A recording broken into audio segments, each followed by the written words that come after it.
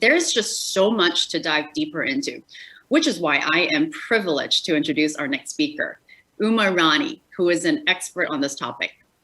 Uma Rani is the senior economist at the research department of the International Labor Organization. She is a development economist and has conducted research in informal economy, minimum wages, and social policies. Now, since 2016, her research focuses on transformations in the digital economy, where she explores how labor and social institutions interact with public policies and can provide decent working conditions to workers. She has recently coordinated the publication of the ILO flagship report, World Employment and Social Outlook 2021, the role of digital labor platforms in transforming the world of work. Now, Uma, thank you so much for joining us. Let's get started. Thank you very much for inviting me to be part of this discussion and for your kind words. It's our pleasure. Now let's jump right in because there's just so much to get through and you really are an expert on this topic. There is increasing popularity of digital labor markets, digital labor platforms. In your opinion, what is the distinctive thing about platform business model and what are the changes that these platforms are really bringing to the world of work?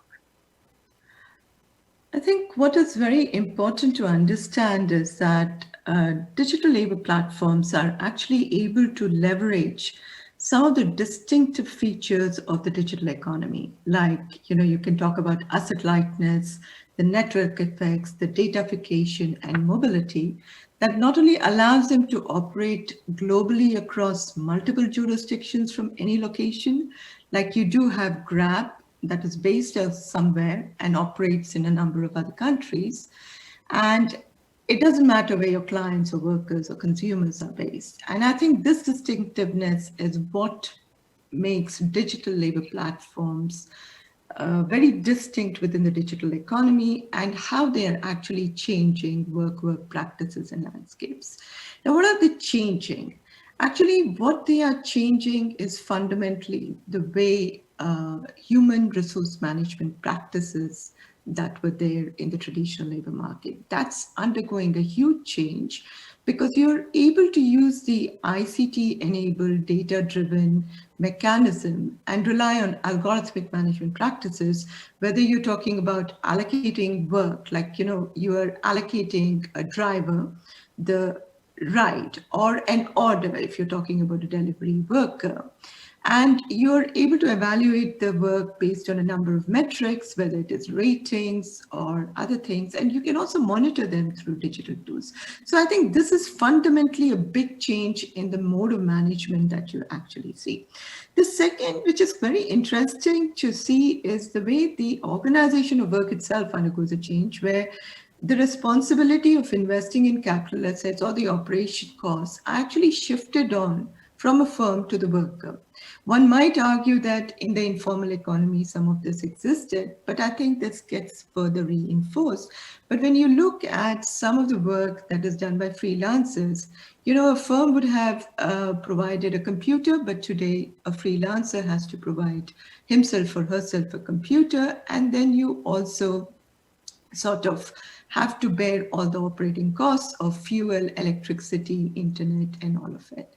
The third fundamental change, at least from the perspective of the ILO, is that how the platforms are actually creating a dual labor market with a core workforce of workers who are directly employed by the platform, while you have a large outsourced workforce whose employment relationship is often not clear, and they are often categorized as self-employed or independent contractors and do not really get any work-related benefits or social protection. So, there's duality that gets created, and many of these workers are regulated by the terms of service agreement of the platforms, which are unilaterally determined, and they determine also the workplace protection and entitlements to a large extent. And final thing that I'd like to highlight is the way the revenue model of these platforms actually operate itself. So there's a lot of revenue that is generated by these platforms, either through commission fees or datafication in a process. And, charging workers a commission fee from the earnings that they have earned is a fundamental change, which is also in some sense contrary to the ILO Private Employment Agency Convention, which actually prohibits temporary agencies, employers, and intermediaries from charging any sort of fees. So these are, according to me, some of the fundamental changes that we see, and we do highlight that in the report. Got it. Wow, that was a lot of really condensed good stuff there. I love how you talk about the duality too, and how unusual certain things are, and that opens up the whole complexity of it. So you recently coordinated a flagship ILO report. Congratulations, by the way, on digital platforms. You've done a number of surveys from platform workers, hearing from their voice directly. What do the findings reveal with regard to opportunities and challenges? And I guess after that, do you mind commenting if you notice differences among regions? Yeah, one of the richness of the report is the surveys that we actually did across the world. We've done about online web-based platforms in about 100 countries, and in 10 countries we have conducted taxi and delivery workers. Now, the platforms have been existing largely because there's a demand for it. So, you have diverse types of businesses, from startups to Fortune 500 companies, who are increasingly relying on online web-based platforms to access a global pool of skilled workers with diverse types of skills to reduce costs and improve efficiency, sometimes even for recruitment purposes, or to access knowledge and innovation. So, there's a huge potential that businesses do see from these platforms. And similarly, in location-based platforms, very clearly you do find that businesses in restaurants or retail sectors have been able to expand their customer base and profits. And I think the past year with COVID-19 has further reinforced some of it. They do also provide potential employment and income generating opportunities for workers, especially women. Let me take the case of Southeast Asia, which is actually quite interesting to see. And if you look at the numbers, it's quite different. Like if you're talking about freelance platforms, you have 58% of the women who are actually engaged in it, 38% of the women in microtask. And even within taxi and delivery, this is pretty unique for Indonesia compared to all the other countries that we saw, where we found that 25% of the women are in delivery and 13% of the women in taxi. So you do see that there are opportunities for women, there are opportunities for a number of young workers, to a smaller extent for migrant workers in this particular region. While there are these opportunities, and many of them are also motivated to work on these platforms, either because of freedom and flexibility that it provides, but also to complement income because they are not able to get it from other sources. And also there's not enough employment opportunities that are there. So these are reasons that are there. But one needs to also keep in mind that much of the work that is being done today, whether it's in the taxi sector or in the delivery sector or the freelance sector or the microtasking, actually they exist in the traditional labor market. It's not that they were not there. So what technology or platform companies are doing is they're improving labor market efficiency by actually mediating and exchanging between the worker and the client or the customer. I think this is something we all need to keep in mind as we get into this discussion. Now, having said that, there are a number of challenges. And I think one of the challenges that we do see very clearly is earnings. The earnings are quite low. And if you start comparing it with other parts of the world, in the developing South, they range somewhere depending upon the, because we haven't adjusted for purchasing power parity, so you cannot really compare, and it is also incorrect to compare. But one can do a comparison on online web-based platforms with developed countries, where we find that Southeast Asian countries and other developing countries earn about 60% less than that of developed workers.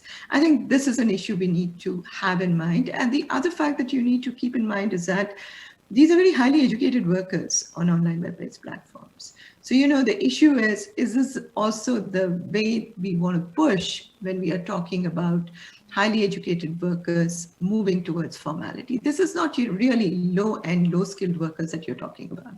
This is a completely different breed that is there. Whereas when you come down to location-based platforms, you do find that workers earn around $1.7 per hour, and 50% of the workers earn less than $1.2 per hour. But then, you know, the number of working hours in this particular region is quite high. You find that 50% of the workers work for about 72 hours per week. That's almost close to double. And the average working hours are about 69 hours. Now, why is this actually happening? I think this is very important for us to understand. Part of it is a gamification process that is actually employed through bonuses and incentives, and workers try to reach these limits so that they can avail many of these bonuses and benefits. The second issue that I do want to raise is, as mentioned before, algorithmic management practices are important in this process. And within that, ratings become very decisive for you to access work. Now, what we have seen is there's a lot of talk about flexibility and freedom to work. Now, the flexibility and freedom to work would mean that I have the power and the control to accept or cancel rights and orders, right? But what we have seen from the surveys is largely that about 82% of the workers said that they cannot cancel or accept rights without repercussions. And one of the biggest repercussions they face is on the ratings. A very large proportion, about 70% of them, said that their ratings are downgraded and often they are deactivated. Now, this has huge impact on the access to rights and what they can earn, even the bonuses. So, this is a sort of a vicious circle that one is getting into, and one needs to keep that in mind. Now, workers do not have enough social protection. Less than 10% of the workers actually reported saying that. So these, and then unionization, right to collective bargaining, some of the basic fundamental principles and rights at work are actually not available to the workers. So I think these are some of the concerns that we do have, which is also highlighted very much in the report. Yes, so thank you. I mean, I was just feverishly taking notes. In fact, a lot of the very cutthroat facts does worry the public a lot. And I recall even not just gig economy or low skill work or anything, actually any skill work, right? I mean, investment bankers these days in America are complaining about exhaustion and the type of hours that you just quoted. However, the key that you mentioned that I take away is the word protection and rights too. And I think that is something that we would have to keep having a longer dialogue to on what is the appropriate level. I would love to ask you, Uma, what does the report identify as the top priority for action at the international level, whether it is by the ILO or other international regulators? I think based on the findings that we've had, and as I have mentioned to you, the report goes about giving 15 recommendations, and it does call for a global social dialogue and regulatory cooperation between digital labor platform companies, the platform workers, and the governments.